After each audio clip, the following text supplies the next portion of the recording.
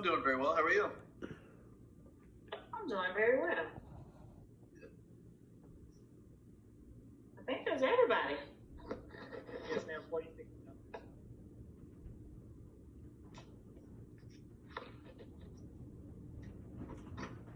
All right, we're gonna go ahead and get started because I know it's early in the morning.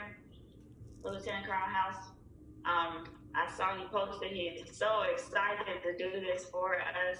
So I will ask if you will all please mute your mics so we don't have feedback. At any time, if you have a question, you can type your question off to the side on the right. You just put it down in the chat, and then you can put it, everyone can see the question, you can send it directly to me, but do it off in the chat because it may be a question that someone else may have the same question or is thinking the same thing, and we can share it and we can ask him. So Lieutenant Colonel Bernard House, field artillery officer, but is no stranger to leadership, guidance, and mentorship. I have known him for quite some time. Indirectly, we met, I guess, through social media platforms and groups that we've been associated with. This is the second time that he has done an OPD for the 194 CSSB. He done one in person last year for our battalion. He also, well, actually it's the third time. He also brought his team down from HRC to come in and to speak to the battalion, the enlisted personnel. So he's the chief of enlisted, for the enlisted branch for the field artillery. The one thing that I admire about Lieutenant Colonel House is that he provides a lot of guidance and mentorship to not only field artillerymen, but to people of all branches, all races, backgrounds, genders. It does not matter. And so he's well versed in officership. And so I thought, you know, with the platform that we have with social media now, telework, and all the things that we're doing, this will be a great opportunity. Right now, we've just been hit with this big thing called Stop and Move, right? And so I did the town hall with HAC. We're a part of that. I'll talk to 348 and 520 later this week. And because some of you are just now experiencing this, what does that mean? And so, you know, you have someone that sits on the desk. You can ask him questions about, you know, hey, we're calling branch. What does this mean? You know, my orders have changed, dual military. So these are some of the questions you can ask. What does it mean when I want to talk to my boss and, you know, I got this on my evaluation? What are some of the things I should be looking for? What are those buzzwords? What are some conversations I should be having with my platoon sergeant? What's the right job I should be looking for as a lieutenant? You know, Vice is listening to me when I say, you know, just be a lieutenant. You know, hear it from someone outside of the organization, someone that we support. We support those combat arms personnel. And so with that, I'm going to turn it over to my peer, my battle buddy, Lieutenant Colonel Bernard House, and I will pull the slides up and I'll share. Okay, just give me a thumbs up that you can hear me.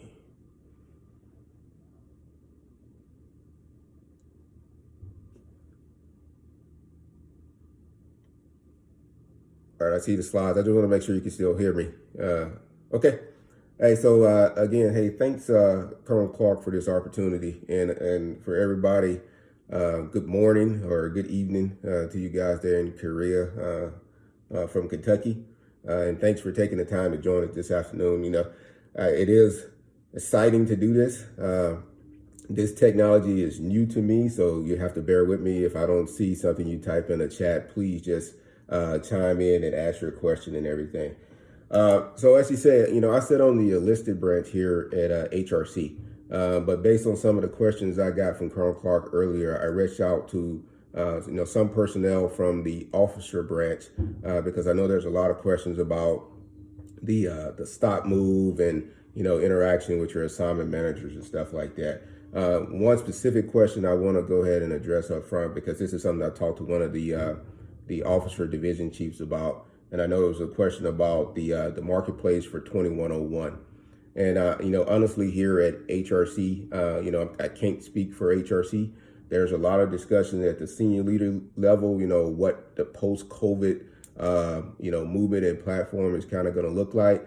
So I don't want to give a political answer, but the honest answer is I just don't know. I don't have an answer to that question of what the marketplace for 2101 is going to look like. And I encourage you to kind of stay in touch with your assignment manager, and once they get more guidance, they'll put it out from there. So I do have some slides we'll go through, develop 7 kind of talking points, and these are developed from my time as a battalion commander, throughout the course of my military career. But I don't want to be stuck on these 7 points. So I want to take the discussion however you want to take it. I plan on just kind of using these slides to talk for about 20 to 30 minutes, and then open it up for a question and answer kind of period. So pick my mind, challenge the stuff that's on the slide, ask the questions. I'm here at HRC again. So if it's something that you got a question about, I'm gonna take that down. If I don't know the answer, I'll run it down. I'll send it back over to Colonel Clark, and she can get that answer back to you.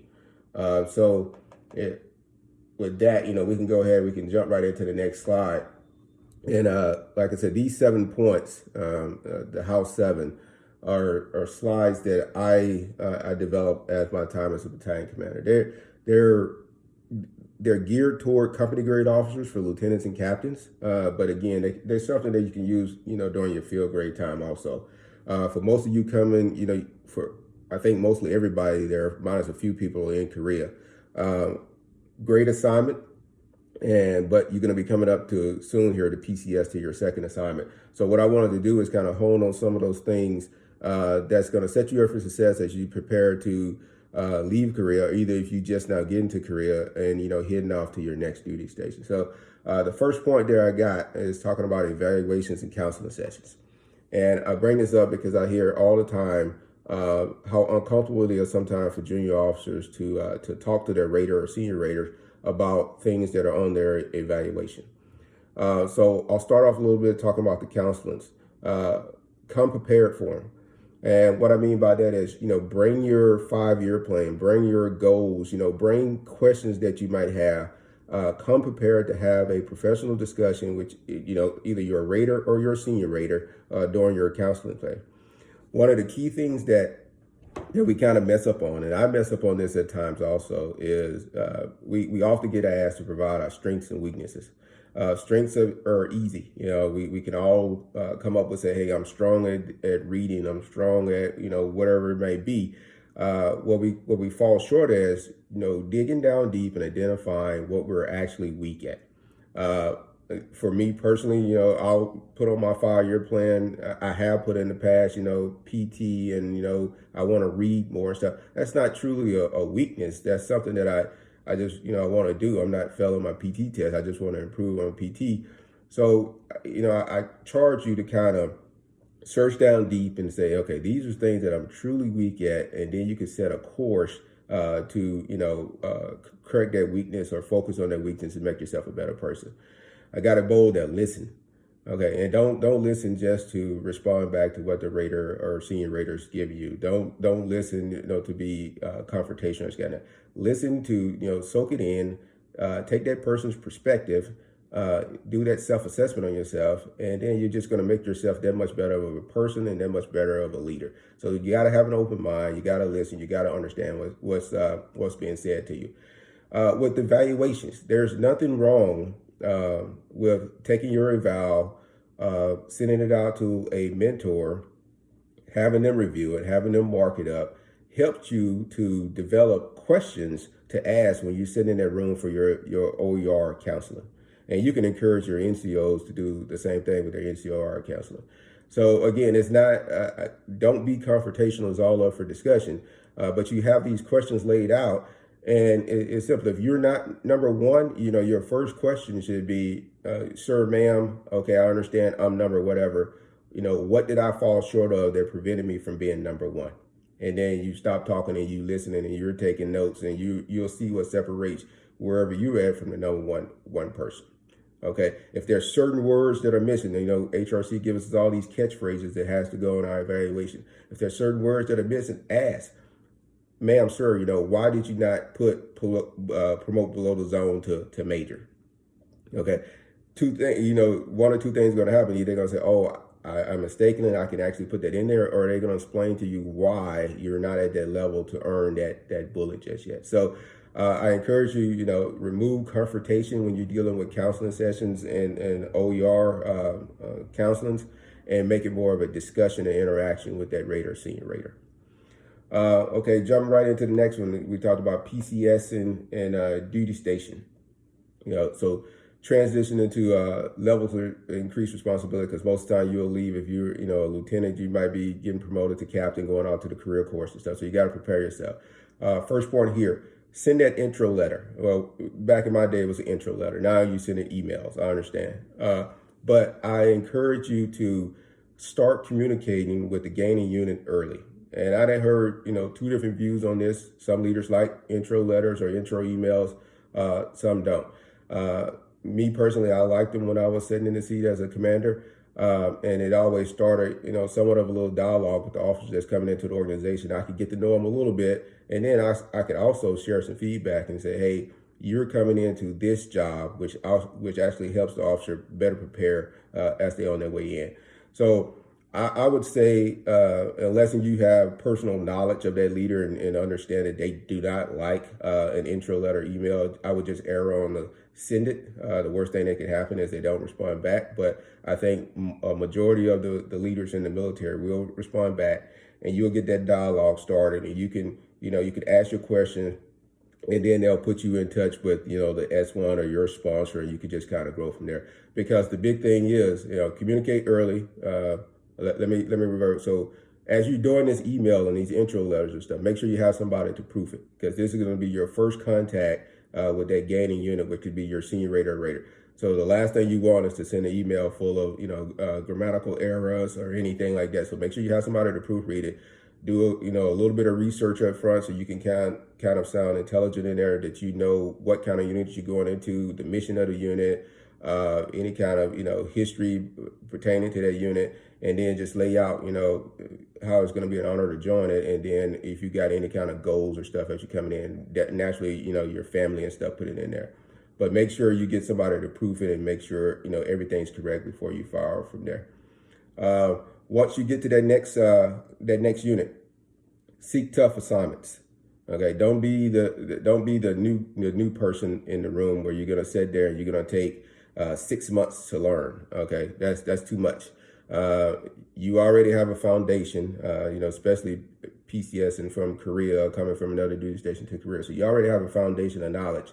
So go in there, you'll learn the organization, you'll learn the leaders within that organization. But go right in, jump right in and seek those tough assignments. And I'm not telling you to be a spotlight ranger, but you got to get yourself visible, especially for, lieutenant promotables or captains that's looking to get on the OML to get into command. You got to get yourself visible. You got to get out in front of those leaders. You got to start, building confidence in them that they can actually put you in front of a formation. You'll be able to lead that formation. So, and the last point on this one right here is, as you taking your transition leave and you're dealing with, whether you got family matters or what you're doing during your transition leave time, make sure that you take care of all your personal matters during that leave period. So once you get into that unit, you're ready to focus and you're ready to learn that unit. Now, I know there's some exception to this, and things happen. If furniture delivery might be delayed or something like that, and you can't help that. But as much as possible, go into that unit ready to learn the unit and not having to take care of any kind of personal stuff. Next point there, be confident and competent, know your job. Okay. So I got it on there. You got to read doctrine, the personal journals, white paper and stuff. We got to get back to doctrine. Okay. For so many years, we got focused on these TTPs and lessons learned coming out of Afghanistan and Iraq. And that stuff is good. But the doctrine is the foundation. So you got to get back into the doctrine and understand how, your branch or the MOS supports the warfighter. You got to understand where you plug into that. Foot stomp here, MDMP. If you're not proficient at it, and I understand I'm talking to majority here are company grade officers, but this is your time to, pick up the manual and learn the military decision-making process, learn the ins and out of that process. I'm a fan of it. I think you can take it and you can apply it. And if you do it correctly, you're going to come out with a 95% solution on any problem set that you got. However, you got to understand the process to make sure you're doing everything right with the inputs and outputs. Exercise initiative. Don't sit around and wait on somebody to tell you to do something. You can look around, understand your environment, kind of survey what's going on, exercise some, take that initiative and lean forward and do stuff. COVID-19 has forced us into some untraditional type stuff. Like if you take my team here at HRC, I'm sitting in my kitchen now in Vine Grove. I got people in Radcliffe. I got people in E-Town. I am trusting them to for one, to be disciplined enough to get up on time, log into their systems, and continue on to support, our mission of supporting the field artillery soldiers. But also, we're not there in the room for them to ask questions all the time. So they're going to have to exercise a little bit of initiative and say, okay, this certain situation came up. I'm going to lean forward and make this happen. And then I'm going to make sure I communicate it across the team to make sure everybody's on the same sheet of paper. So and this is kind of what we expect of leaders also. Naturally, we're here to answer your questions and provide any kind of feedback we can. But once we issue that commander's intent and you understand your left and right limits, we're looking for that officer that can exercise that initiative and operate within that the commander's intents to make things happen. So refrain from being conceited and arrogant. It goes without saying. I think if you hit these two, you're going to close your mind and you're not going to be willing to learn anymore. And that's the worst thing that you can do as an officer, is to think that you understand everything and you're not willing to learn. I'm 45, 22 years in the military, and I'm learning every day. I just learned this morning how to set up Zoom. Make sure you maintain an open mind, and you're learning, and you're learning from all levels. It might not come from a peer. It might not come from, a superior battalion commander, some commander or something like that. It might come from a soldier. Again, I'm learning Zoom and technology from my 15-year-old daughter, who has all this stuff figured out. So she has a computer here for me, an iPad here, phone here to make all this stuff work. So I use that as just an example, is to don't ever think you reached a certain level where you have achieved the right not to continue to grow and continue to learn. All right, the next point, expect failures. Okay, and this is something that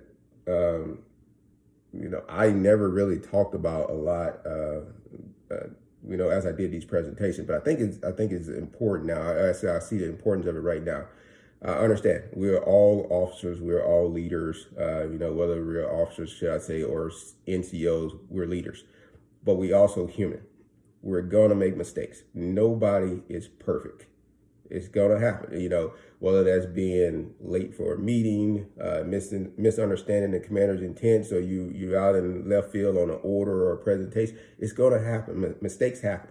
That's okay. Just acknowledge the mistake, look back, learn from it, and then continue on. The key is never repeat that mistake again. If you consistently repeating the same mistake, then that's when it becomes a problem, and you're probably going to get that one-way conversation. But it's not the end of the world. Okay, you make a mistake, it's not the end of the world. Just relax, acknowledge it. Sir, ma'am, I made a mistake. This is what I'm going to do to correct this mistake and continue to move on. If for some reason, and I'm going to dive into this, if for some reason you have, you made a mistake, or you got, something, I call them obstacles, some kind of obstacle that arises in your career that you just cannot overcome, I highly encourage you to talk to somebody, whether that's a mentor, a senior leader, or, one of our health professionals, okay? The worst thing you could do is, hit this temporary roadblock, or, this temporary, what you see is a failure that you can't overcome, and think you're going to have to harm yourself or something like that. So nothing is worth that. So I just wanted to make sure I pointed that out because, I made mistakes as a battalion commander. We're human. It happens. You just have to acknowledge it, grow from it, and just don't repeat the mistake and move on. Mentee relationship. And this is something that gets clouded a little bit, especially as we enter this social media world and everybody's on these sites, and you get to interact with senior leaders, and the next thing you know, for example, I know Colonel Clark from Facebook, and she's my mentor. Well, no, she's not. Okay, we interact on social media, and that's great, and she's gonna provide feedback. But I haven't went through the formal process, or she hasn't went through the formal process to say, Bernard, I'm gonna take you under my wing. You're gonna be my mentee, and I'm gonna guide you along the way. And that is a great relationship, but it's one of those things that has to be bond. It has to be, the mentor has to accept it in the mentee. So one, I caution you on just saying people are your mentor, based off of knowing them on social media. And two, when you do seek a mentor or your mentor seeks you, you got to have a person, one, who's going to be invested in you, invested in your career, and invested in using their platform to get you to the next level. And the reason a great mentor, they're going to provide the most candid, uncut feedback that you ever want to hear.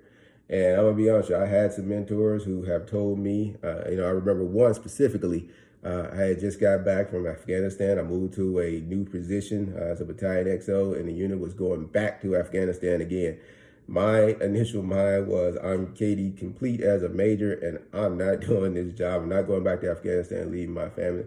And I talked to the mentor, and he was like, listen, let's be honest. What do you want to be? You want to, make lieutenant colonel and be done with it, or you want to be competitive for battalion command? Say, hey, I want to be competitive battalion command. And he's like, hey, you need to go to Afghanistan with this unit. So great feedback, and we had a dialogue for about 30 minutes, and I had to come home and, talk with the family and stuff. And the bottom line, after being home for about 8 months, I went back to Afghanistan again as a battalion XO. And I'm not saying that led me to being a battalion commander, but I'm just using that to say those are the kind of candid feedback that a mentor is going to give you. And likewise, it's not always going to be a pat on the back. So if you're one of my mentees, and I have a total of 9, and you call me and you're going on and on about how horrible your raider and senior raider is, I'm going to stop you and be like, okay, what have you done? Not every senior leader in the Army is bad. So, give me the full story. And it's not always a pat on the back. As a mentor, I'm going to look you in the eye and tell you, you're wrong. All right, you're messing up. Okay, acknowledge it, accept it, and then let's figure out how for you to move on. And that's what you want in a mentor. And I'll end this on the mentor part like this. If you ever get a person who tells you that their career has been perfect, I don't care if they're wearing, multiple stars. If they tell you anywhere in there to say, hey, I had this perfect career all the way, and this led me all the way up to here, say, thank you, sir, ma'am, and turn and walk away, because there's no such thing as a perfect person or a perfect career. Everybody in the military has made mistakes at some point. And, the key for us now as we get older in the military is to make sure we acknowledge those, give that feedback to the younger generation to make sure that they don't repeat the same mistakes, and we can guide them along. So I just caution you to make sure that you're choosing your mentors wisely and you're using your mentors wisely. So actually, I'm not going to stop for that a minute. Let me jump on that point right there. You're using your mentors wisely. We as mentors are not going to get involved in a chain of command type action. Okay, so if one of my mentees is serving in Colonel Clark's battalion, it's not like I'm going to call her and say, you will give this person a most qualified because she or he is my mentee. It doesn't work like that. Okay. For me, if you're getting feedback from your commander and you want to come to me and we can kind of talk from that standpoint, that's fine. But if you're thinking I'm going to pick up the phone and call, somebody, especially if that person is a subordinate to me, and, force their hand to do something, that's not what mentors do. And I say this to say, don't put your mentor in that position. Okay, so don't put them in the position and say, hey, I need you to call this person and tell them I need a most qualified on my evaluation, or tell them I need to be in this position. Don't put them in that position to do that. Okay, they're going to give you all the guidance to get you the evaluation that you earn, or get you the position that you earn. That's what we're here for. But we're not here to get involved in chain of command type decisions. Okay, self-assessment and continued growth. Always seeking feedback. So within yourself, and however you want to do this, you gotta set systems, put things in place where you can get feedback on how you're performing. Whether that's quarterly sit down with peers or subordinates, in sessions, you got to have some kind of a way that people can give you the candid feedback and say, okay, this is how I'll see you performing. You're naturally going to get that from your rater, senior rater, from your quarterly counseling and stuff. But I'm talking, your peers, your subordinates, people in the community. You can talk to your family. Family gives you some, always, give candid feedback. But you got to take all that stuff in. And you see that's in bold. The greatest sin of all is pride. So if you're too prideful to ask about how you're performing, and then actually, listen, soak it in, and do a self-assessment on yourself and make yourself a better leader, you're going to continue at a certain level, and you're never going to grow. So have those mechanisms in place where you can get that assessment, apply, and maybe you can't apply everything, but you could take one or two points and say, okay, I can make myself better at this over this quarter, and that way you're going to continue to grow as a leader and as a person. Okay, and my last point on this one right here is about reputation. And I'm going to tell you a story real quick that kind of goes along with this right here. So naturally, you see how I say performance. Senior leaders talk. So when Bernard House leads one formation, and his commander knows that he's going somewhere else, either he's going to know that person in that formation, or he's just going to reach out to a peer and say, hey, Captain House is coming to your formation. He's done, whatever, his performance has been whatever, and I'll recommend him for, command within your organization whenever you get the opportunity to. That's kind of the way information flows. So your performance really matters, and it builds into your reputation. And I know, we got lieutenants and captains on here, and you're saying, hey, but this is the lieutenants and captains, this is your time to build your reputation. Majors and lieutenant colonels, we've been in the military long enough where somebody always knows us, somebody's watching, and somebody's always talking about us. But the lieutenants and captains, especially first duty station, going to your second duty station, this is where you build your reputation, and it's going to go from there. So the story I got here is about, as you seen on the first slide, Bernard House is my name that my mother and father gave me. Bernie is the nickname that I got. I got commissioned in 1998. So from 98 to 2011, I always went by my first name Bernard, or people would call me, by last name House. But I never went by Bernie, because quite frankly, I didn't like for my name to be short, and I don't like the name Bernie. But when I got to an organization in 2011, the first thing the commander did was he said, hey, Bernie, welcome to the formation. Then correct that leader, say, hey, I don't go by Bernie, I go by Bernard. I just kind of like, great, let me get to my job. And it spread within that organization. Okay, he goes by Bernie, so everybody started calling me Bernie. In my mind, I thought, okay, I'll PCS from this unit in about 3 years, and Bernie will stay here in this organization. He won't go to the next one, and I can go back to being Bernard. That was far from true, because this leader talked to this leader at the next Wisconsin, and he said, hey, Bernie House is coming to your formation, blah blah blah. And so when I made it to the next unit, I'm doing interviews for jobs and stuff, they didn't know me by Bernard, they knew me by Bernie, based on how word of mouth traveled. So, you fast forward from 2011 to 2020 now, almost every duty station I go to, everybody knows me by Bernie. So I highlight that to say, again, senior leaders talk. So things are going to travel from organization to organization. The simple name of Bernie travels, it travels with my performance also. So your performance matters. So people are going to be talking about you, and they're going to share with the next organization how you perform, and their recommendation on what you should do in the future. I got on there about social media. Social media nowadays impacts your reputation. I don't care if it's your personal page. I don't care if you're talking on a public forum. Your social media will build into your reputation. I can assure you, somebody's is looking at your social media, and they're building their perception. What type of person and what type of lead you are based on what you post on that. So I'll just caution you to use it wisely. I always say it could be a friend or a foe. Social media got me, knowing a person on social media, only through social media, got me a job when I was in career before. But that was based on the fact that, how I carried myself on social media. And there have been times that I have to explain, things that I do on social media just because of the perception of stuff. So just be careful with it, and just understand that people are watching. So I'll pause on these 7 and open it up to anybody got any kind of question they want to ask, as we kind of talk along this dialogue.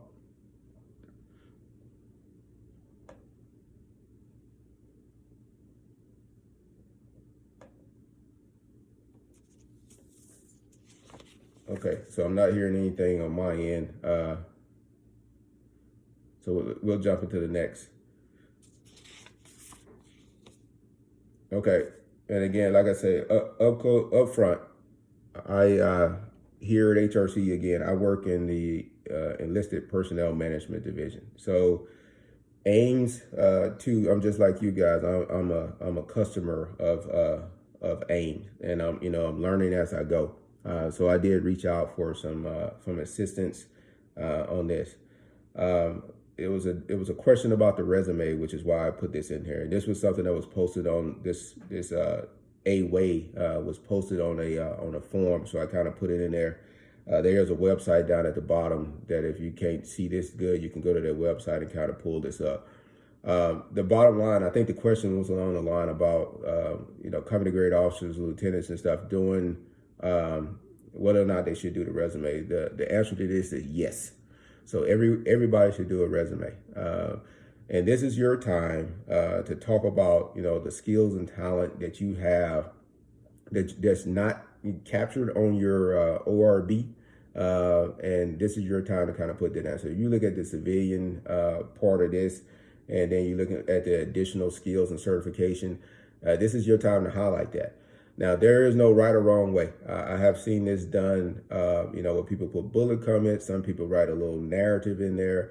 I haven't seen anything published on, a standard. And quite frankly, I hope there's not, and I hope that HRC does not, because once you get to those standards, people start copying and pasting things. And this right here should be your time to shine and highlight who you are.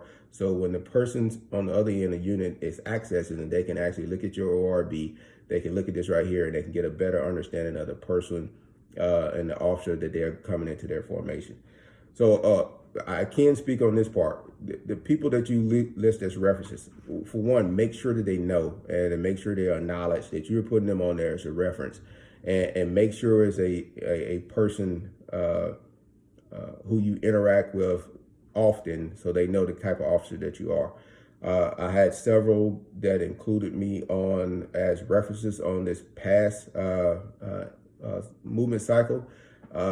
Some were really good about letting me know, and some I knew the officer firsthand, and some I did not.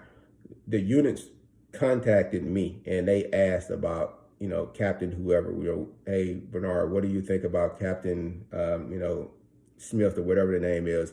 I'm thinking about putting this person into this position. Do you think they could handle, being in this position? If I knew the officer, naturally I could speak intelligently and give my personal feedback on that. So this is a good place to put your mentors and stuff. Just make sure that you communicate with that person that you're putting in them in as your reference, and make sure it's a person that knows you and they can speak very highly of you. So I guess the short answer to this right here is, make sure you do your resume. There are a lot of, I just Googled this on, I pulled it up on social media. There were about 10 examples of how to do a resume. Again, I don't think there's a right or wrong answer. I would say do not go and just copy and paste and change the name of people's resume. Again, this is kind of like with your weaknesses. Sit down and take the time to fill out your resume where it accurately represents you. So when that person on the other end is reading it, they kind of can get a better feel of what type of officer you are. Again, like I said, I had a phone call last night with one of the chiefs down in the OPMD, and that was one of the things that she highlighted also, is to make sure you're putting things on here that are not captured on your ORB that you're bringing to the table, and specific highlights. As you got commissioned, you might have went to college and you might have some kind of Microsoft certification, or you might be certified in this, proficient in this. This is where you capture all that stuff, so that that individual on the other end can say, okay, I'm getting an officer that is proficient in Microsoft, and so I can place them in this assignment, and they'll excel. So use it wisely, and I think it would benefit you as you go through the assignment. A couple more notes I want to highlight from my conversation last night with this branch chief. As the marketplace opens up, and you'll have assignments, whether it's 1 through 50 or 1 through 200, however many assignments that are listed in your marketplace. Make sure you take the time to go through and rank each assignment. So you're gonna have a number 1 and you're gonna have a number 50 if 50 are listed in there. If you only go in there and you put in 1 through 5, if for some odd reason you don't get selected in those top 5, at that point you're at the mercy of the Army. So just take the time to go through, rank order each assignment. And what I'll foot stomp is this: as you're going through there, communicate back with your assignment manager. Over communicate with them and kind of let them know where you are in the process. Get feedback from them, and just kind of make sure you're setting yourself up for success. Don't put all your eggs in one basket. So yes, you're going to have a number 1 assignment, but you also need to have a number 2 and number 3 that kind of fits into your career progression, and it also fits your family situation. Notice I said in their career progression also. Again, this is where you need to over communicate with your managers, and this is something that I stress to the NCOs also. I'm gonna use Hawaii as an example because coming from the enlisted side, Hawaii is an assignment that a lot of people like to go to. Versus Fort Drum's near dear to my heart. I love it. It's a cold place, but you got a Hawaii and a Fort Drum. Most people will lean toward the Hawaii assignment. That's great, but that's all not necessarily the best choice. You got to make sure that you're picking an assignment that's going to keep you keep you in the right career path. That's good for your career progression. So if Hawaii is 200% on captains, and the OML is 5 years long, where Fort Drum you can go in and you can wait for 2 to 3 months to get put in command. Take all that into consideration. All right, so you don't want to disadvantage yourself just because you get to go hang out on the beach or something. I'm just using Hawaii as an example, but you don't want to disadvantage yourself going to an assignment that's not going to help you with your career. Broadening assignments was we discussed that also. The key with broadening assignments, and as we talked about last night, first you got to make sure you check the block and you successfully completed all your KD assignments, and then again it's back to the communication with your manager to see what's out there for broadening assignments and see how you fit into the category to receive those assignments. Everything from an APMS to recruit command, ROTC, all that stuff is included in the broadening. The key that we talked about last night is to make sure, as you're talking about these broadening assignments, you have done your 5-year plan and laid out your timeline. So you got to make sure you have the time that's going to be required to get in there and complete some of these broadening assignments. So definitely encourage you to look at them, but also make sure you got the time to do it. And then the last point, and then we'll go into some question and answer here, is about VTEPs and going into functional areas. Okay, similar narrative here. One, make sure you do the research on the area that you're going into. Some of these functional areas require certain, degrees or certain type of background. So you got to understand the functional area that you're VTEPing in. The simple way that was put to me that you kind of do this is you can reach out to that assignment manager for that function area here at HRC, and then just, hey, I'm considering going into this, submitting my VTEP. What are the requirements? You probably can, send over your file, get that assessment, see if you fit that criteria, do the research, and then, make sure you fit the criteria before you go through and submit all the paperwork. The second part of this, make sure it's something that you want to do. All right. So if, I'm field artillery and I'm just disgruntled with field artillery, if I want to, transfer over, I need to do my research to make sure what I'm transferring to is something that I'm passionate about, which is something that's going to help me, succeed in that functional area. So with that, and I know I talked a little long, I just want to, throw it out there, and we can talk about something that I mentioned here in the presentation, or we can talk about whatever you guys want to talk about.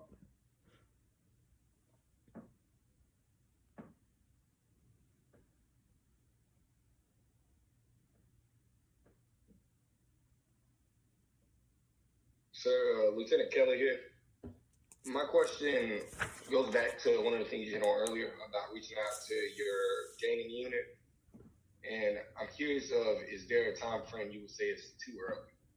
So what would be a good window of time to actually reach out to that gaining unit? So of course, maybe a month out would be a little too late. And then, I'm kind of curious as to what's too early to reach out. Yeah, the way I see, I don't think it's a right or wrong answer, but the way I've seen it and the way I have done it is probably around about the 6-month mark. I mean, if you get your assignment that early, I think most of us, you get it around in between 90 and 100 days, you'll know what assignments you're going to, and I think that's about right. I think if you a year out, that might be too long because you never know the transition of leaders and stuff. So I would say probably within 90 to 180 days is the time that you reach out to that unit and start contact. The other part is again, just from house, as a commander, that's kind of the time frame too that I'm going through, and I'm shuffling around the officer move within inside of my battalion. So at that point I probably can provide you some feedback too as to what the next cycle of move of officers is going to be like, and I can tell you what assignment that you might be coming into. Thanks, sir.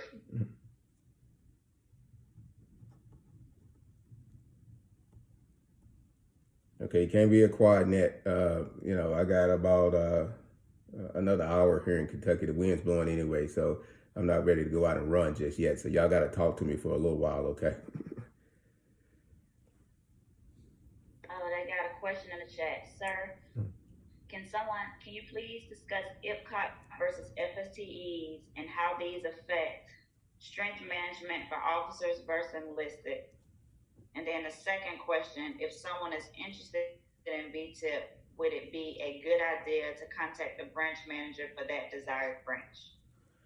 Yeah, so let me take the second question first about the VTIP. Yes, and again, like I said, I work in enlisted personnel, but having this discussion last night, definitely contact that assignment manager for that desired branch to make sure you understand, what the requirements is to switch into that function area, but also keep your current branch manager apprised of what you're going to do. So I recently had a field artillery mentee of mine who VTIP over to PAO. And the process he did was, he let his talent manager in the FA section know that he was interested in going over to be a PAO. And then he got in touch with the PAO assignment manager, and they kind of moved through the process. And he was recently, selected, and he'll go off and be a PAO real soon. So I guess the simple answer to that is yes. Talk to that function area assignment manager plus your assignment manager also. So IPCOT versus FSTE, I'll make sure I got the question right here. So, and when we're talking about extensions here, most of them, well, no, that's not true. So this happens quite a bit for the enlisted side. Once we receive that paperwork, and I think one is, just an extension. I think one has to deal with a monetary assigned to it, if I remember the distinction correctly. But once we receive the 4187 from that person and endorsed by their chain of command for them to stay at a certain location, we do have to do the analysis to say, hey, This place is 107% strength versus where we're projecting this person to move to might be at 50% strength. So you would think that every 4187 we receive from Korea is automatically approved, but that's just not true because some MOSs are stronger in Korea than others. Sometimes it depends on the timing when you submit that paperwork, because you might submit it when you already have a backfill on orders and inbound, which pushes the peninsula over strength.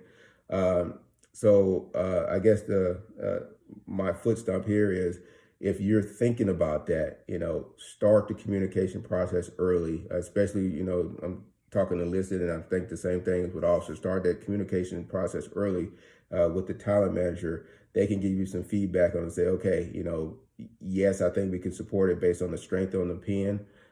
Yes, we haven't identified a backfill yet, so we'll just let that requisition, push it to the next movement cycle and plug you in to stay there, and kind of move from there. I'm hoping that answers the question. If not, just come up on the net and let me know if I missed the mark.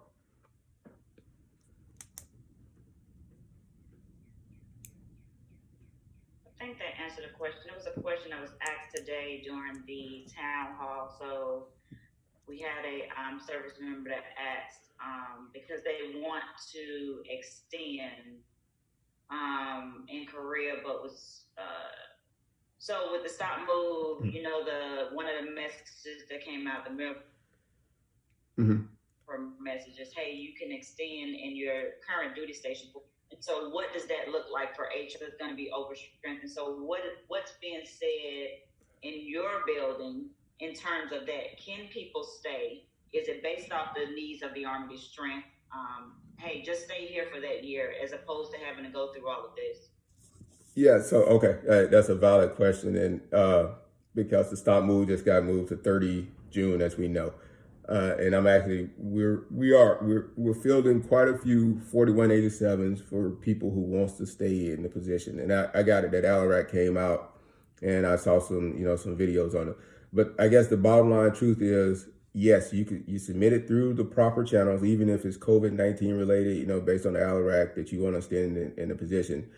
But we still have to make sure that we're balancing the force, okay? So again, I'm speaking from the 13 series here because that's what I know.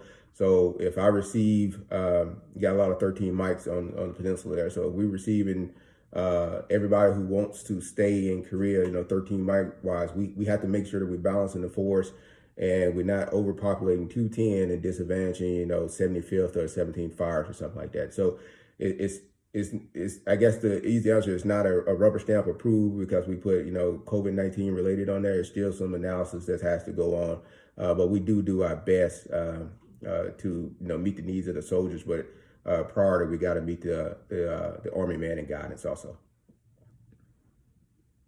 No, I think that answers the question. So I guess the answer that we take back to the units is that when we're doing a 4187 for, I guess it would be the IPCOT, is that we would put COVID-19, but just make sure that the understanding is that it's still the needs of the Army. Yeah. If I have to, we just have to understand it. Yeah, make sure the justification is strong. So that's what that's the other thing we look at in there. So if again, I'm using COVID-19 as an example, but this was happening beforehand. Well, you'll get a 4187, great soldier, we just want to keep him. Okay, that's great. And I'm glad, the chain of command wants to keep, but the justification is really important. Why do you want to keep the soldier? How is it going to impact the soldier's career? What if you got a position that you're going to put him in, especially he or she in, especially if it's like a key developmental assignment or something like that? If that's on there, if it strengthens the justification on there, please put it in there. And then as it flows through, because it goes through not only that career branch, it goes to other places within HRC. So as long as it got a strong justification where everybody can clearly understand how it's going to impact the soldiers, we'll look at the strength and percentages and stuff like that, and then that'll help us to make our recommendation, to the final approving authority.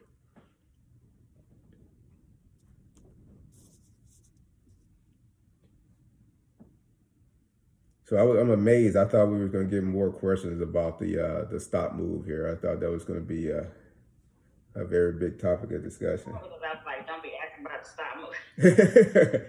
Well, I mean, I had prepared myself, and again, like I say, I had some conversation with some with a senior last night, dealing with the Y'all officer can side. ask questions about the stock moving, please. Hello, Sir Lieutenant Knights. Uh-huh. I have a question regarding the start. So I have a lot of seniors in my company who have requested like special assignments where they specifically applied for them, and now a lot of them kind of wonder like if it's up in the air or not. Like some might be dual military, and they're moving some space specifically because of their spouse, or they worked hard to get like a specific assignment like in Germany, and they're kind of wondering about what's happening because they talk to their gaining units, and the gaining units kind of say, "Oh, we don't know. We're waiting for more info." So, is there any some feedbacks around HRC's level about if people got selected for a special assignment, or a duty station really wanted to? When the stop move ends, are people going to lose those? Are they going to be postponed? How's that going to work, sir? Okay, when you say special assignment, though, are you talking about like people that are in the Merit Army couple program and they go into the same unit? What's your definition there of special assignment? Yes, sir, something like that. Or Okay. So say like a warrant officer in my company applied for a niche assignment over in Germany, and he's worried that when the stop and move ends, he might not be able to go in time, or feel like he's kind of in limbo right now, sir. Okay, I'm going to tell you up front, so I can't speak for HRC. So the answer I would tell you, like you said, for the warrant officer is definitely have him communicate with his assignment manager, and they should be able to provide you feedback. Now, as I look at the 13 series enlisted soldiers that I manage, everybody that we put on movement orders, right, even though they're affected by the stop loss, they are still on those movement orders. Okay, so we got it. Nobody can move to after 30 June, except there's exception to policy, but we haven't removed any of my 13 series soldiers off of their movement instructions. Now, I can't predict what COVID's going to do. I can't predict if they're going to extend the stop move or not. We'll just have to see how that plays out. And then, depending on what happened, there might be some impacts if this thing moves to the right. But at that point, at this point, we just don't know. But I know within Field Artillery Enlisted Branch, nobody has been, removed from their assignment, whether it's, Merit Armor, special assignment, whatever. They on the same orders they were when we went into the stop move. So I just encourage that warrant to reach out to his assignment manager and kind of have that dialogue to make sure it's the same across the board. Now, I'm gonna put this plug. So I am teleworking. Majority of HRC is teleworking. So if you're trying to call, you might get through. I think selected people have their phone forwarded to their personal numbers. There's some regulations we have to go to forward office phones to personal phones. So a lot of people do. I say that to say now the best way to get in touch with people is probably email, because all of us have our work computers at home, and send an email and just kind of go from that dialogue from there.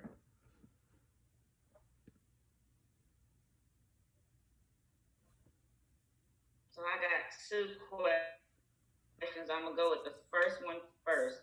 Okay.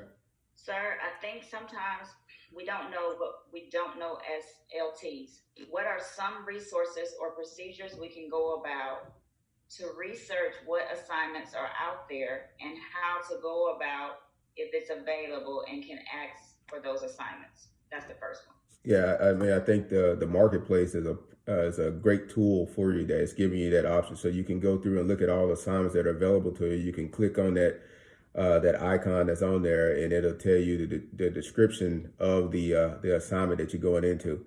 For lieutenants, you actually do. You got the resource there. It's the DA PAM 600-3, and for every branch, it tells you what assignments you gotta kind of hit. What gate you gotta hit to stay on the career path for progression. So if you're not familiar with 603, if you haven't broken it open, I encourage you to look at 600-3. And then as your marketplace open up, look at, click on there, look at those assignments and make sure they fit along that career model that's been laid out for us. Okay, the next question. What is the order of precedence in people returning from the stop move between those with original DROS dates after the stop move and those with dates that have been shifted multiple times by the stop move for both officers and enlisted? Yeah, I owe you an answer because I don't know, and I haven't seen anything coming down from higher that lays out an order of precedence or OML. So I'm not going to tap that. I don't know.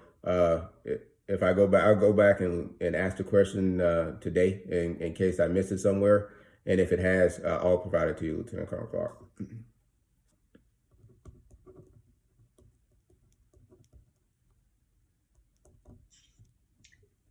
So this is Major Thompson, 2ID DTO. Hey, how you doing? Good, sir. We all know that mentorship is extremely important, and expanding our networks are very important as well. So for the company grade officers that are on the line, what is the best advice that you can give them to plan out their careers for the next 5 to 10 years? And then who else would you recommend that they connect with external to their current duty MOS?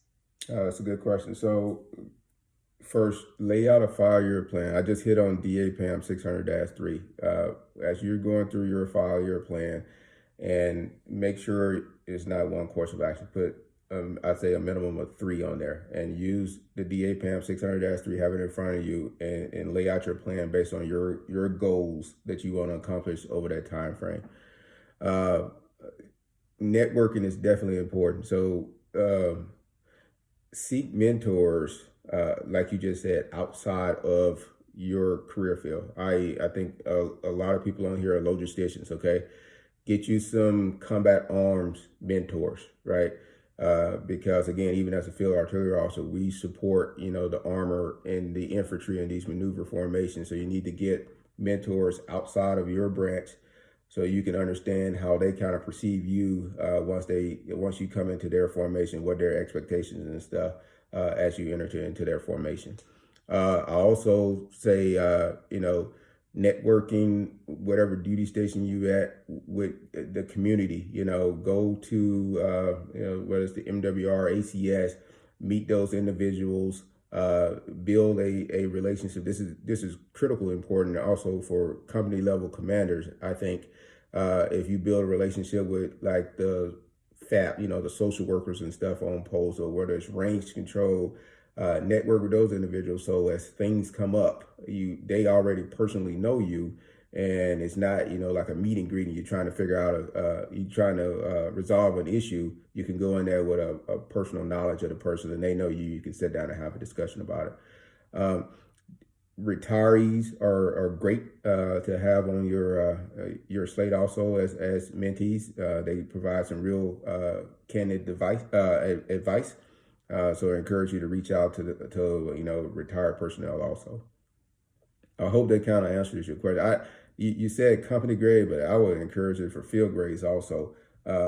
So I mean, all the way up the chain, and then you have to continuously assess as your career progresses. I mean, you might be thinking you're on one path and it's going to branch off somewhere else. Based on whether you're going to go, like we just talked about, you might be on the track to be field artillery, then you want to go to some functional area, and that's fine. If you got a mentor in the field artillery world, I'm hoping they're going to stay on as your mentor, but they also going to put you on with a PAO type personnel to actually bring you along and guide you, because they know that specific world. Whereas we can talk leadership, it's also a part of mentorship that has to talk assignments and stuff to get you to the next level. Does that answer your question? Yes, sir. Thank you. Mm-hmm.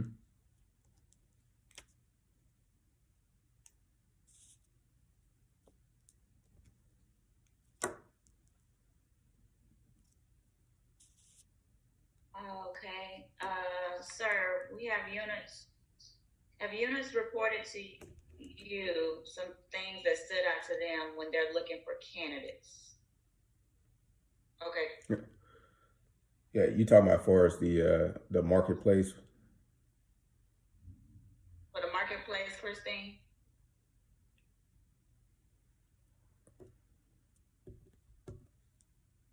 Yes. Okay. again, I'll get you some. I'll reach out again to my to the officer I talked to last night in the officer branch and get you some feedback on that, and see how they develop, like, things that units are looking for as they selecting candidates.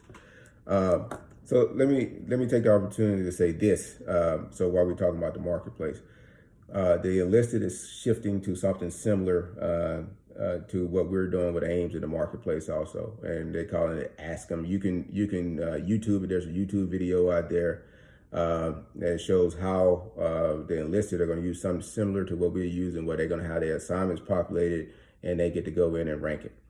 So I say all this to say, make sure you're picking the mind of some of these SMEs on Ames, because early next year, your enlisted force are probably going to have similar questions or similar concerns as we have right now going through the marketplace when their marketplace opens. So if you go, like I said again, you go on YouTube and you Google Ask Them, so it'll come up and it'll show you this program, and I think it's coming online in January of 2021, if I remember correctly. But I'll get you an answer back if they have some kind of trends or notes as to what units are looking for when they pick candidates.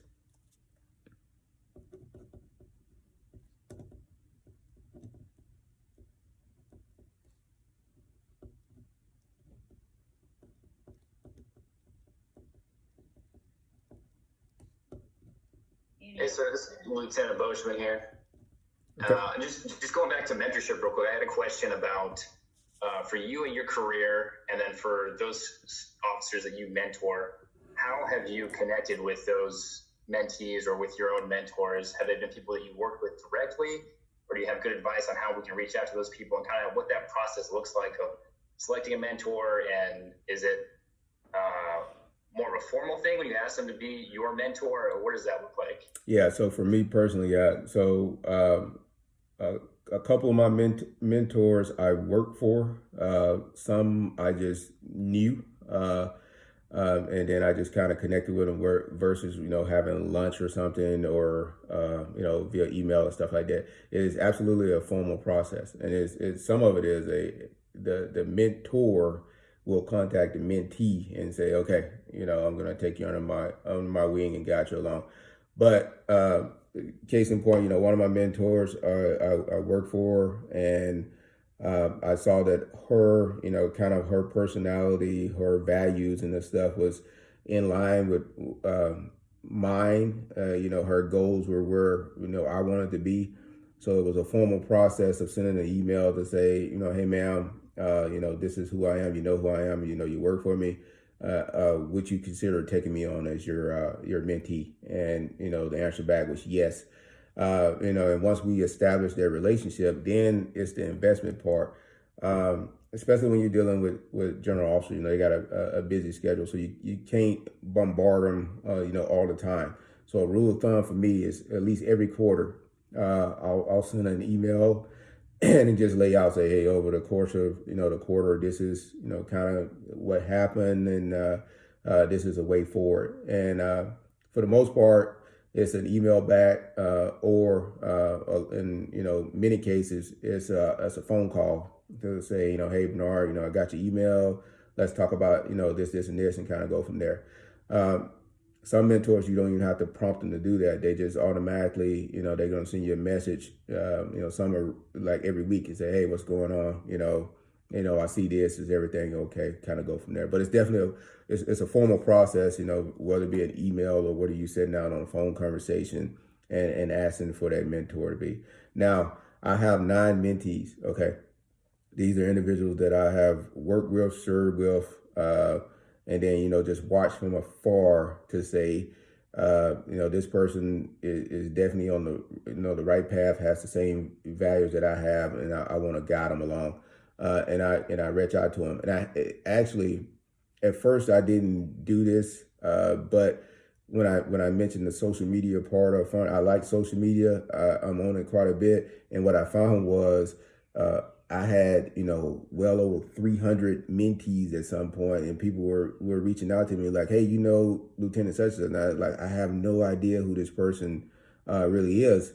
But they knew me from a site. I commented on one of their posts, and just like that, I'm their mentor and they're using my name at different places. So, I reach out to these 9 individuals and say, hey, I'm kind of watching in various branches. I'm talking artillery, I'm talking logistics, finance in there.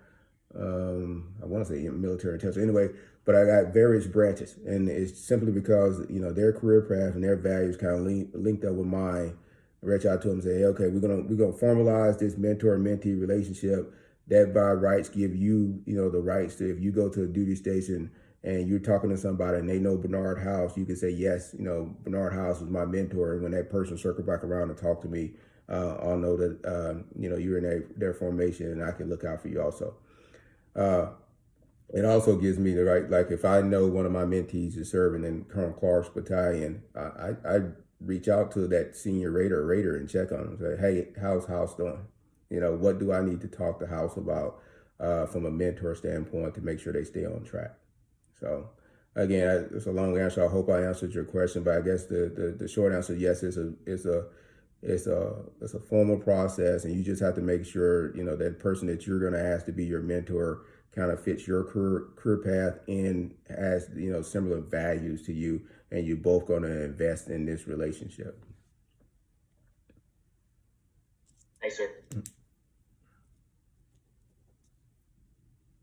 We have a question in relations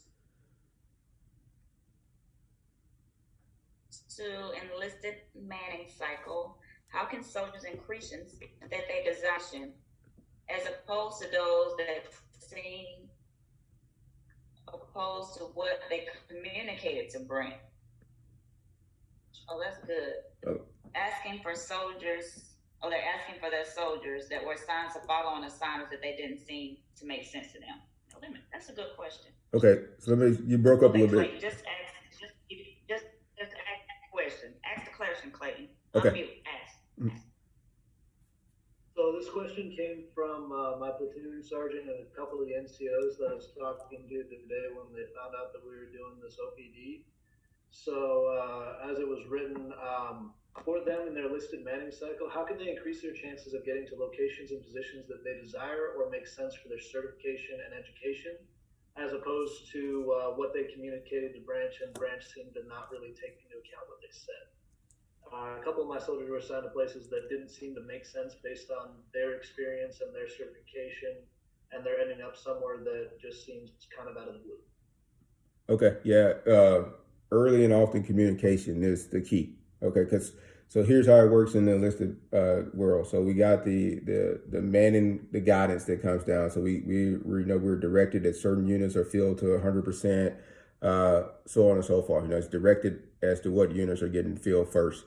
So as your NCOs are going in there and they're selecting where they want to go for assignments, they need to communicate and with their talent manager first to say, okay, this is where I want to go, and then it's going to start the dialogue. So the talent manager is going to tell them if the place they're asking to go is over strength. Then that talent manager is also going to look at their file and say, okay, based on your file, we're assessed that you are here for promotion potential based on your evaluations, et cetera, et cetera.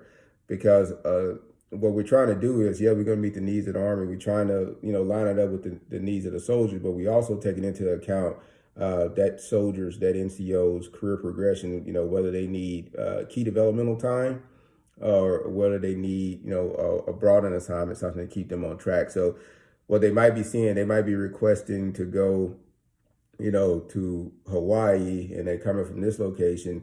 What they think, and this is another common problem also, what they're thinking their evaluation, I should say it's a common problem in the field artillery. It might be across all the career field, but when we do their evaluations, and we're thinking that evaluation gives them their key and developmental time and they can check the block. However, what they're getting rated as is actually not, a key and developmental assignment in accordance with their regulation. So we got to make sure that, they're getting credit for a key and development assignment. If it's not, they might request to go somewhere thinking they're going to go on a broadened assignment, like to ROTC or something like that. And the career manager is saying, okay, but you haven't completed your key and developmental time. So we got to put you over here, where the strength supports you getting into an assignment where you can stay on career path. So I say all that to say, and I don't know the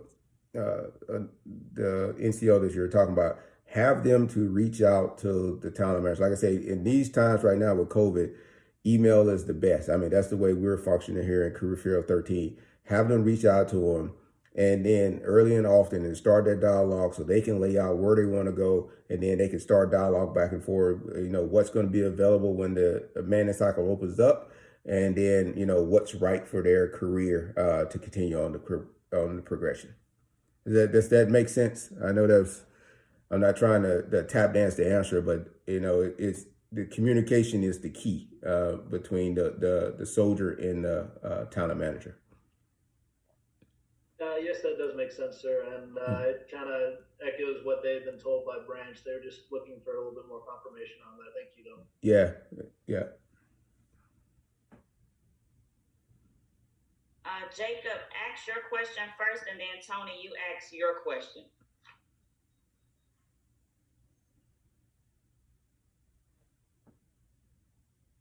Only because I don't have my glasses on. It's hard for me to read this stuff.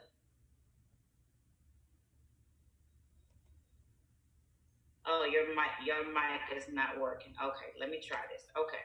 Jacob says, sir, to piggyback off the question of reaching out to mentors, is there a specific rank one should look for, or is it important to get a range of mentors regardless of if they are one rank above or not? Okay. Yeah, I mean, that's a good question. And, honestly, I have to do the research because I'm not sure there's like a formal thing that says specific rank that you should look for. As you're dealing with, lieutenants, you're probably looking at, a major or a lieutenant colonel. And then for the captains, you again, it's lieutenant colonels, and majors in there also. So I would just, and then you have some lieutenants that have worked for general officers, and that general officer will, by virtue comes their mentor. So the long story short, I don't know that there is a standard of what ranks to look for. I think that you just don't. I wouldn't go. How do I want to say? I wouldn't go searching. The social media and say, oh, there goes General Garrett. Let me ask him to be my mentor. You got to have some kind of knowledge, working knowledge, or some kind of personal interaction with the person that you want to, formally request to be your mentor, versus just, searching sites and, this seemed like a cool person and let me ask them from there. That's kind of, that's a broad answer, but honestly, I haven't seen anything that said you got to be within a certain rank to serve as a mentor. I think it's just, forming that bond and everything.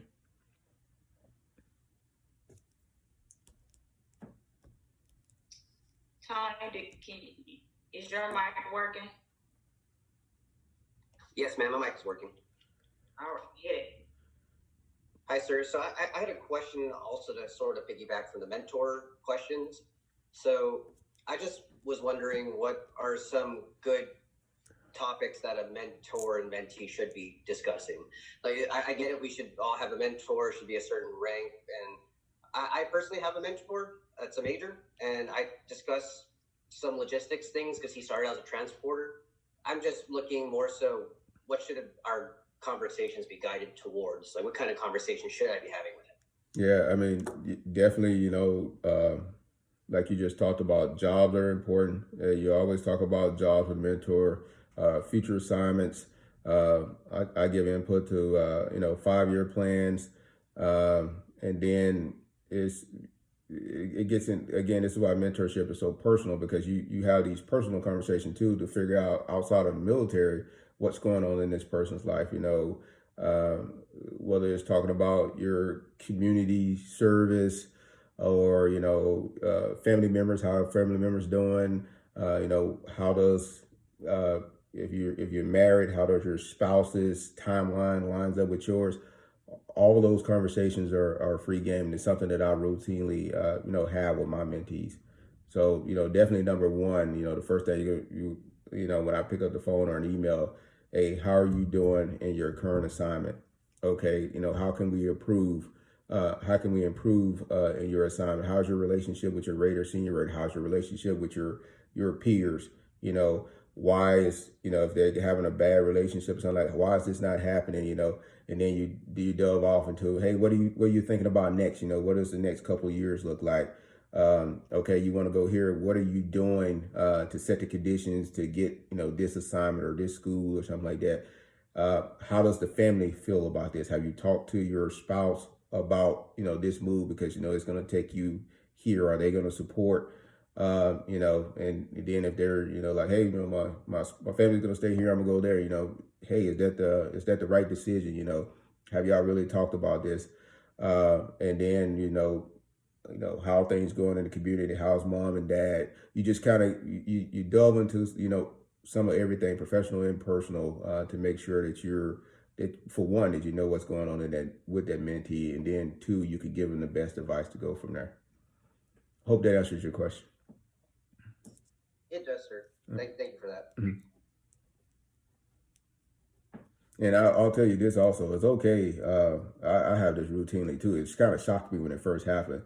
Mentees coming back up and say, "Hey, sir, how are you doing?" Like, where did that come from? So mentees want to have, once you establish their relationship, that's so.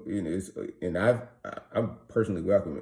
Routinely, I'll check on them, and they'll come back up and say, "Hey, sir, how you doing? What's next?" They'll quiz me the same way I quiz it. What's next for you? So what are we looking at doing after HRC? And you're like, okay, why are you asking me all these questions? But it's, again, once you form that relationship, it's perfectly fine. They want to know about your next career assignment. They want to know about your family.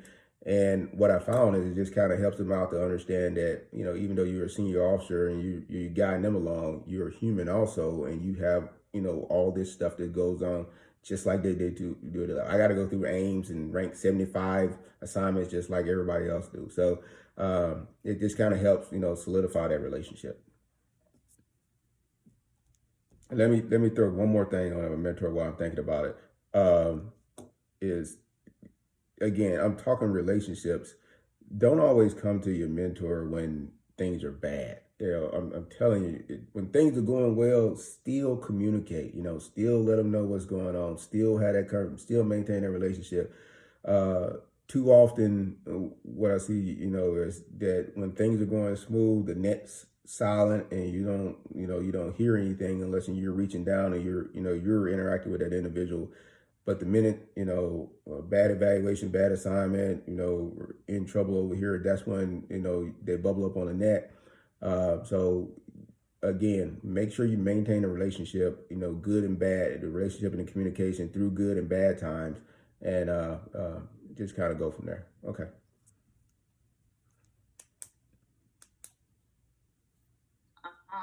So we had some more. Can you explain the different moving cycles and how it might affect assignment types and chances assignments, different moving cycles and how it might affect assignment types and the chance of assignments opening up? Okay, this is as far as the officer side, based on the different marketplaces. Is that what I'm understanding? Officer side, John. Son, yes. Okay. So again, I'm writing it down because if it's for the officer side, I'll go back and get I'll go back and ask, because I don't know. Yeah, I'll go back and ask because I don't know how they populate AIMS, based off assignments and stuff. So I'll go back and I'll get an answer for the officer side. And besides 600 and besides 600-3, what other resources would you offer for officers to read to help mentor soldiers? Okay, the soldier manual is 600-25. Okay, 600-3 is the officer manual. I'm pretty sure the soldier's manual is 600-25. and it's the NCO version of the 600-3 for us. So definitely read that manual and understand what what key and developmental jobs they require based on the MOS and at rank. And it's also going to help you when you're doing your evaluation, especially when you're evaluating a person in a key and developmental assignment, you'll make sure they got them in the right assignment. So let me talk you said the movement cycle, and I'll get an answer on the officer, but let me explain from the NCO side. So when a lot of the requisitions they come up from the field per se, and everybody has a manager here. Every unit does, and they will build requisitions based on what that unit puts into the system. They validate the requisition, and then it comes over to us as the career managers to fill. And those requisitions, like I said, they're categorized because we got to go with the active component manning guidance, which comes down. And then, we taking that into account. We taking into the requisitions that are built, and we also take into account the needs and wants of the service member. So once our enlisted manning cycle populates, all that stuff kind of fills into it. And notice I said valid requisition. So if for some odd reason you might be short in E7. And you might say, hey, I got a requisition in for that E7, but it has to be a valid requisition in order for it to hit that movement cycle where we can slot a person against it. And all that goes through, for your S1, G1, all the way up to the manager here at HRC to make sure that record's valid and it's getting into the movement cycle to get filled.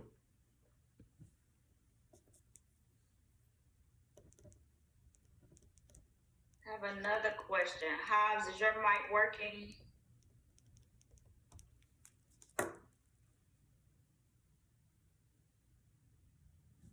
Of course it's not. Okay, no. Good question though. Sir, at what point did you start to feel comfortable mentoring other officers out?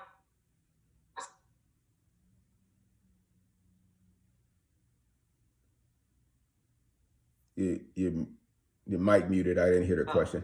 My bad. Let me start over. At what point did you start to feel comfortable to start mentoring other officers outside of your chain of command, i.e. mentoring personnel other than your PLs when you were a company commander? I don't think I really got into being a mentor until I was a major.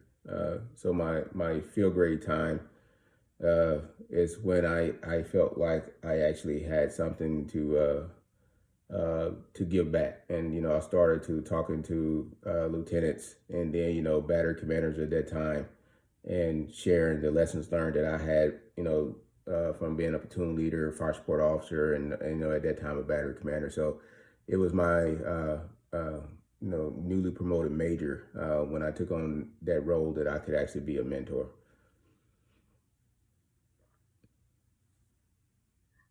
How would one go about asking for joint assignments? I think it's again, I know I'm beating the drum here. It's just that communication up with your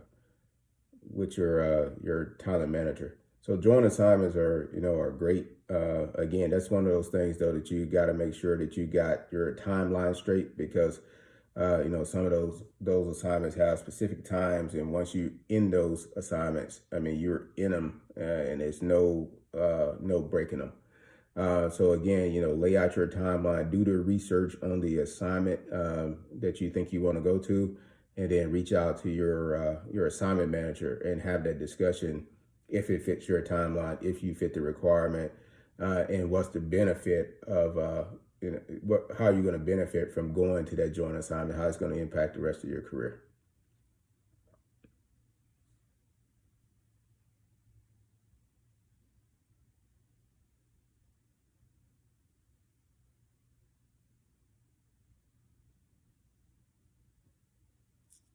Great questions.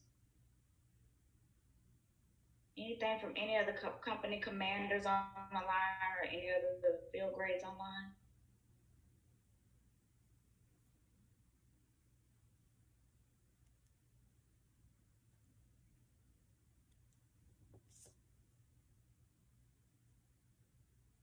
Sir, this is Captain Altman, 348th CSC Commander. I've spoken to my lieutenants, and I know I've spoken to a lot of lieutenants at the time before about the importance of writing. Can you speak to that a little bit from your career perspective, sir, and also highlight possibly some resources for some of these lieutenants to improve their writing skills? Yeah, Tutoring or classes they could do, because it's one of those skills that is something I have seen at my level and higher levels that sometimes is lost with officers. Yeah, no, and it's great that you are starting to talk to the lieutenants early, because it is absolutely 100% important. And yeah, I'll give you some feedback, because there's all kind of programs out there that they can plug into to improve their writing skills. Just off the top of my head, I don't know them by name, but I'll circle back. But for the most part, I think you can actually Google some of these things and pop up. But starting early, right. I mean, writing op orders, writing, I encourage you to, it goes right along, reading, then write a synopsis of the book that you read, anything that gets you to, read something, analyze it, and write is great. Submit an article to your, whatever your branch publication is. For me, is FA. That's huge, and just because you're a lieutenant captain, you think that you don't have anything to add. I would say you probably got more to add than a lieutenant colonel, because you're down there where the rubber meets the road.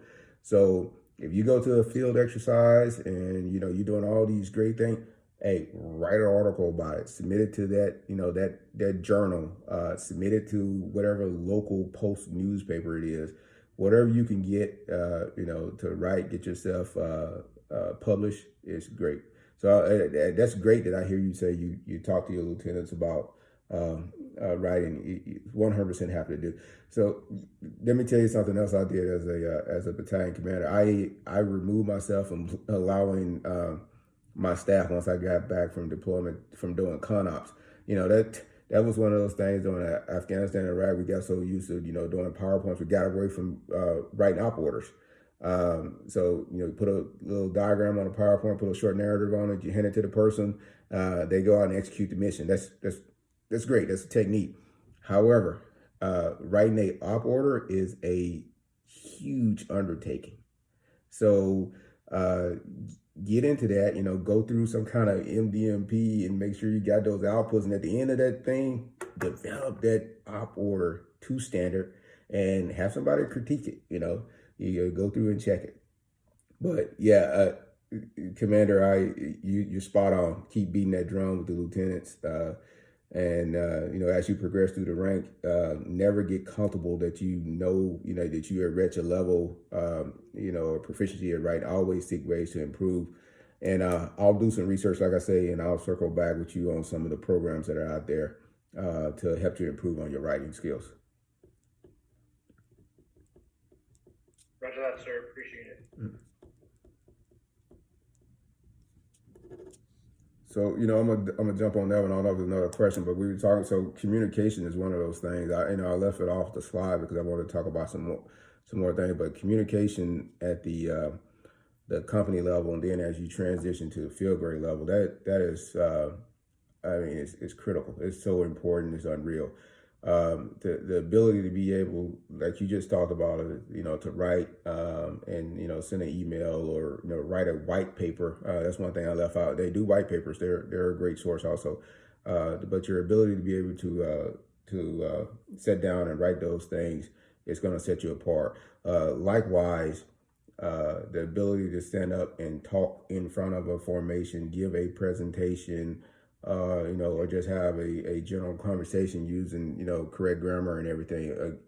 Again, critically important for an officer and, or any leader, should I say. I'm saying officer, but it's also for NCO. So always seek the opportunity to, do these type things and, request feedback and seek ways to improve. You never settle for saying, hey, I got this, I'm a great communicator. Always seek ways to improve from there.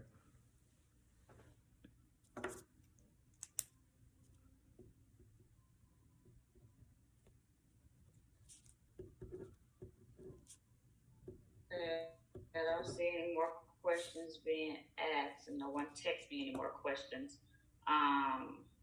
So Bernard, I just want to thank you so much for taking time out of your morning, and then team for taking time out of your evening to do this.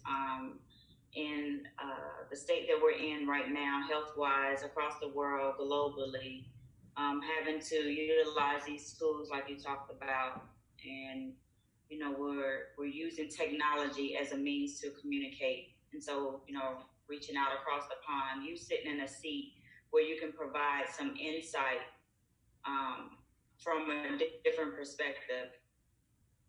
HRC, Human Resources Command, just giving a little insight, again, knowing that you're not speaking for Human Resources Command, but just giving us a little more feedback. And so these leaders, they can take that information back to their formations, their soldiers, their teammates, and just kind of let them know, hey, this is some information we gathered. As they begin to mentor, they talk to their peers, they get the counselings from their commanders. I see your question, Dominic. I see you just raised your hand, so that means you have a question. Go ahead, just ask your question.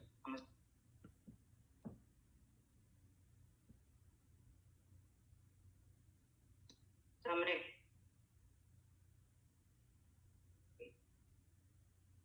Or maybe you didn't mean to ask. Oh, you didn't have a question. Okay. So I just want to say thank you. Thank you to the other field grades that hopped on. Major Thompson, the DTO, Marcel Thompson, she's a 2ID Division Transportation Officer. So all of the exceptional policies that you all submit to her, 900 a day, she's responsible for getting those to the CG. And so we want to thank you for that. To Major Howard Falls, he is the 138 FA Battalion XO for hopping on. Thank you. Also for getting on and listening. And then to the company commanders. I know I give them a hard time, but they do a lot to support this battalion. And then to you all, the LTs, you're out there, you're grinding, whether you are a platoon leader, an MCO, an executive officer, a section officer, one of the staff officers. You are out there, you are working hard, you're doing all the work. I'm just here. And so you all, without all of us together, we're just a team. Finally, Lieutenant Colonel Bernard House, thank you. Third time coming over, doing this for us. I just cannot thank you enough. This has been very, very informative. Really good nuggets, really good information. I know the team took some great notes. I got some great notes out of this. So I just really want to say thank you. Please share it. You're welcome to share it with whomever. We really appreciate it. And I'll turn the final comments over to you. Okay. No, hey, thank you. I've been looking forward to this ever since you brought it up. So again, hey, no, thanks for the opportunity. Like you say, thank you for, I think it's, what is it, like 2035 over there. So for everybody who's taking the time to tune in and participate in the discussion, thank you. And I did record it. I think my daughter set my phone up, so I'm hoping it's recorded. If I do, I'll load it into a YouTube and I'll send you the link. That way you can go back and review it, share it with others, and kind of go from there. And then if there's anything I can do for anybody, whether you're just looking for a point of contact here in HRC, please just shoot me a note. And I'll do my best to, point you in the right direction or provide you an answer. And, I got 4 questions here that I will get in touch with Officer Branch this afternoon, see what I can find out. And then I'll shoot those questions back within the next 48 hours to Colonel Clark, and she can div it out. But again, great discussion. Again, thank y'all for this opportunity, and I'm here if you need me. Okay.